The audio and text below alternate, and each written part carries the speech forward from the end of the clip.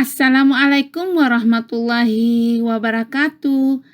Apa kabar anak-anak ibu kelas 4? Mudah-mudahan kita semua selalu dalam keadaan sehat walafiat. Oleh sebab itu, marilah kita selalu mengucapkan Alhamdulillahirabbil alamin.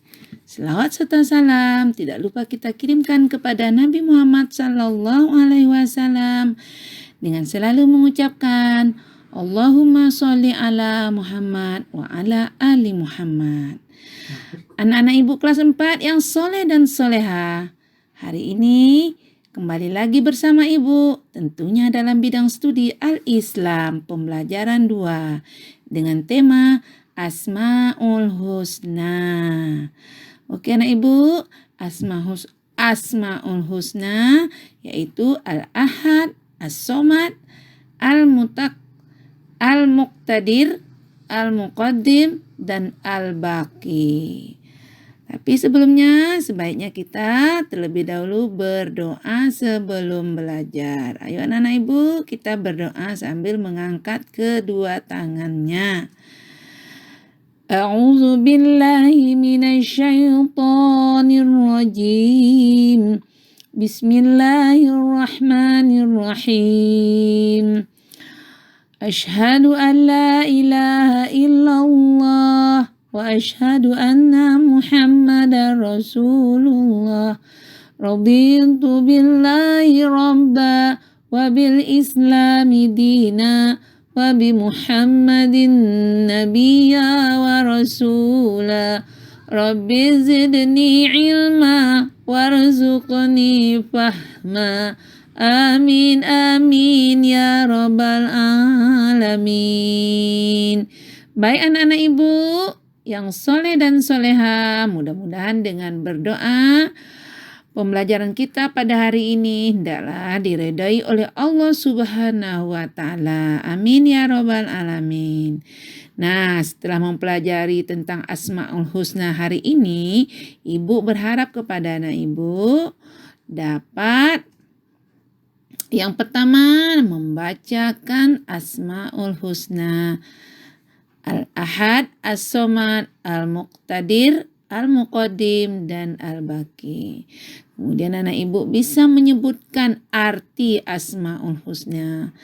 Kemudian anak ibu bisa menghafalkan beserta artinya. Terus anak ibu bisa menyalin ke dalam buku catatan agar lebih mudah menghafalkannya.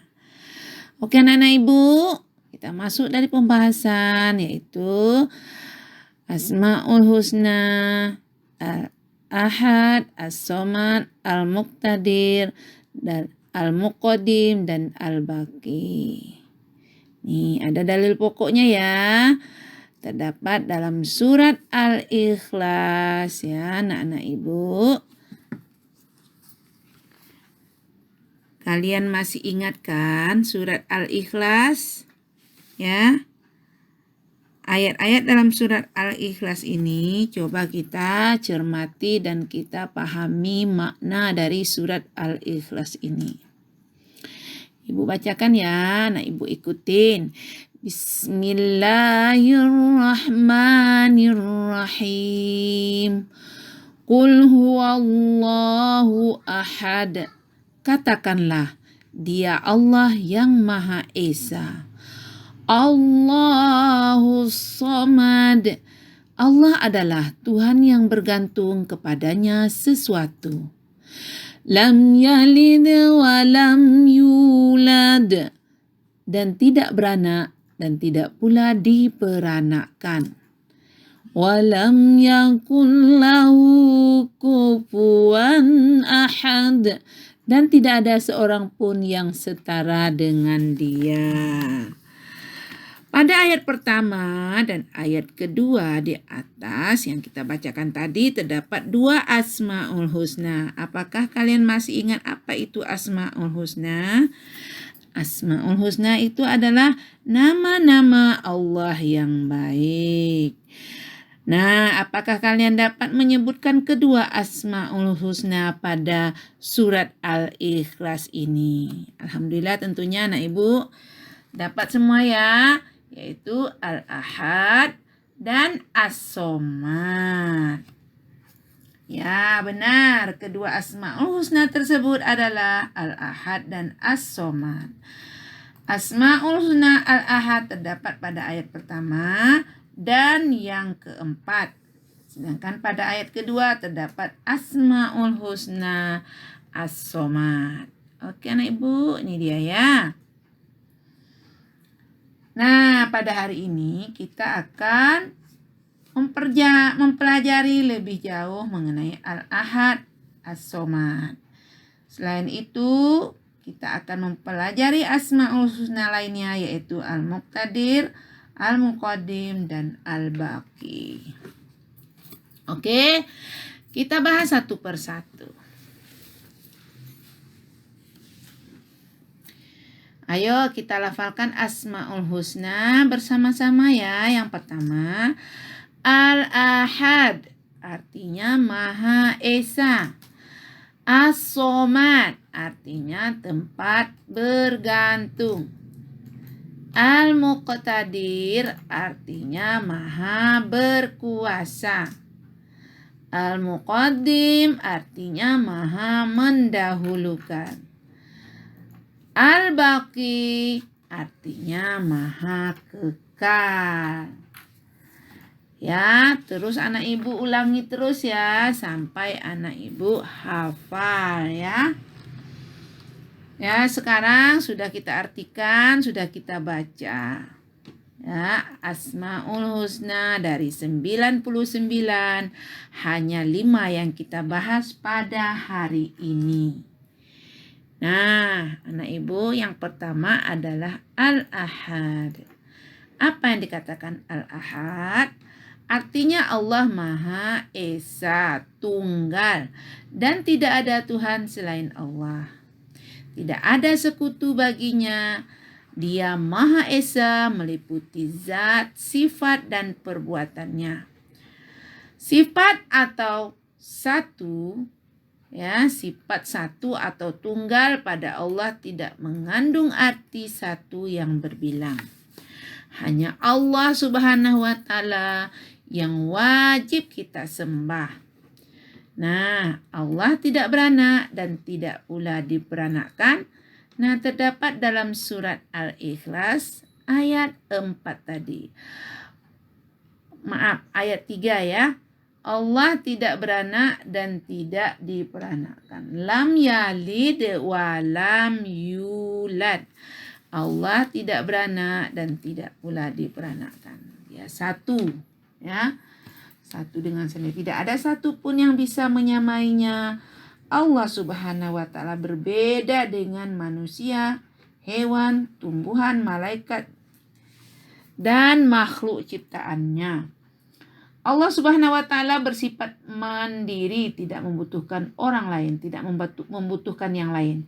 Sifat ini memberi pelajaran kepada kita agar selalu mandiri atau tidak selalu bergantung kepada orang lain.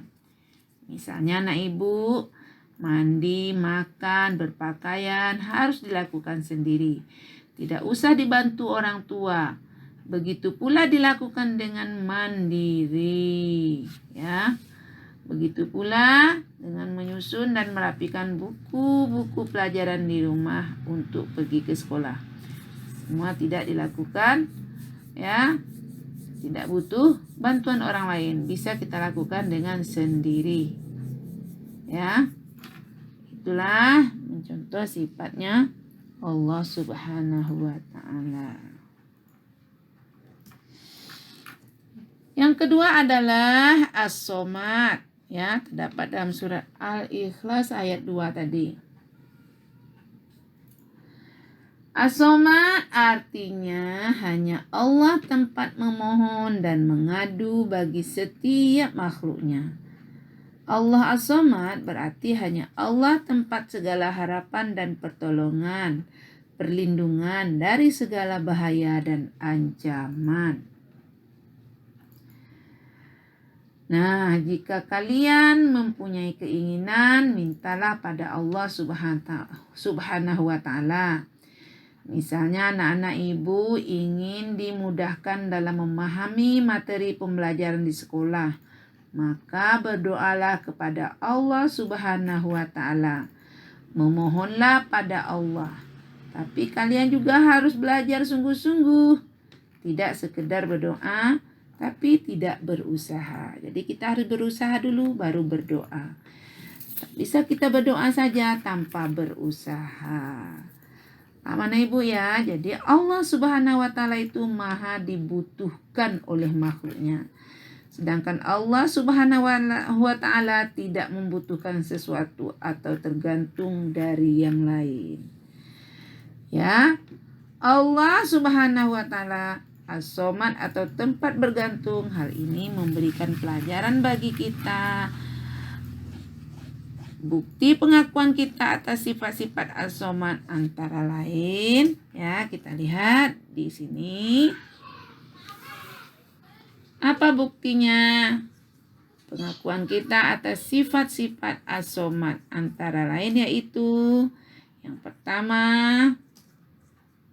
menjadikan Allah Subhanahu wa Ta'ala sebagai tempat memohon dan meminta yang utama, bukan pada benda tertentu atau orang tertentu. Yang kedua, dalam kehidupan sehari-hari, kita berusaha menjadi orang yang memiliki manfaat bagi orang lain. Terus yang ketiga, suka membantu teman atau orang lain yang membutuhkan. Oke nah ibu, kita lanjut pada Asmaul Husna yang ketiga.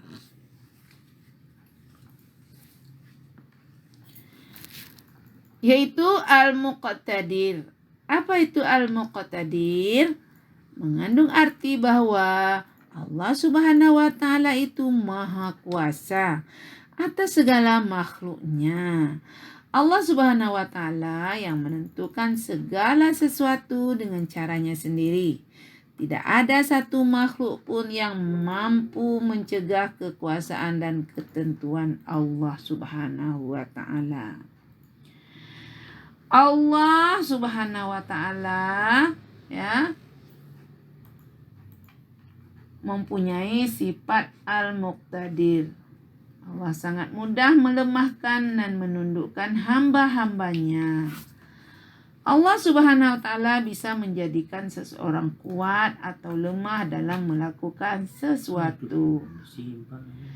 Alam semesta beserta isinya adalah di bawah kekuasaan Allah Subhanahu wa Ta'ala.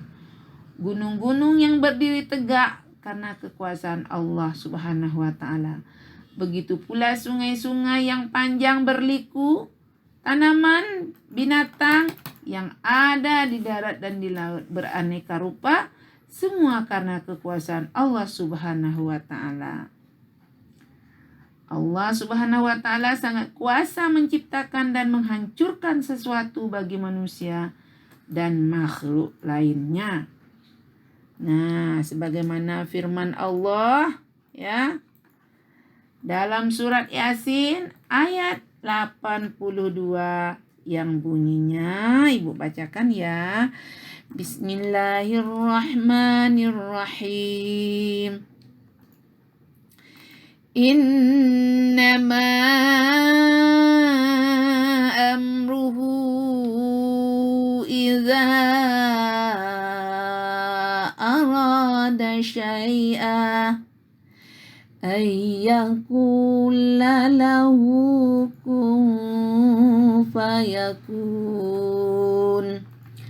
Artinya, sesungguhnya urusannya apabila dia menghendaki sesuatu, dia hanya berkata kepadanya, jadilah, maka jadilah sesuatu itu. Kun fayakun. Jadilah, maka jadilah sesuatu yang diinginkan oleh Allah Subhanahu wa Ta'ala. Oke nah ibu. Ya, kita lanjut yang keempat, Al-Muqaddim. Apa pula yang dikatakan Al-Muqaddim? Mengandung makna bahwa Allah Subhanahu wa Ta'ala adalah maha mendahulukan sesuatu atas lainnya. Allah Subhanahu wa Ta'ala dapat mempercepat atau mendahulukan sesuatu daripada sesuatu lainnya. Allah Subhanahu wa Ta'ala menciptakan seseorang terlebih dahulu dibandingkan orang lain. Misalnya, kakak didahulukan lahir daripada adik-adiknya. Allah Subhanahu wa Ta'ala menciptakan seseorang terlebih dahulu dibandingkan orang lain. Misalnya tadi kakak dilahirkan terlebih dahulu dari adik-adiknya. Allah juga mau mendahulukan atau memajukan azab pada orang-orang yang durhaka. Misalnya, Allah Subhanahu wa Ta'ala sudah memberikan azab kepada kaum Nabi Nuh alaihissalam sebelum kaum Tsamud. Nah, anak ibu, dalam kehidupan sehari-hari, misalnya di kelas, kamu dengan temanmu yang mulai belajar waktunya sama, guru yang mengajar sama, materinya pun sama, tetapi ternyata setiap siswa berbeda dalam hal memahami materi. Ada yang cepat paham, ada pula yang lambat memahaminya. Itulah bukti Allah Maha mendahului. Oke anak ibu, kita lanjut. Yang kelima adalah Al-Baqi. Apa pula yang dikatakan Al-Baqi? Al-Baqi adalah Maha Kekal. Allah Subhanahu wa Ta'ala tidak terlahir dengan tidak ada satu kematian. Ya, tidak berakhir dengan tidak ada satu kematian. Allah Subhanahu wa Ta'ala akan ada selama-lamanya. Sedangkan alam jagat raya beserta isinya ini akan mengalami kerusakan dan kehancuran. Ya, karena makhluk bersifat fana. Apa itu sifat fana anak-anak ibu? Ya, yaitu rusak, binasa atau musnah.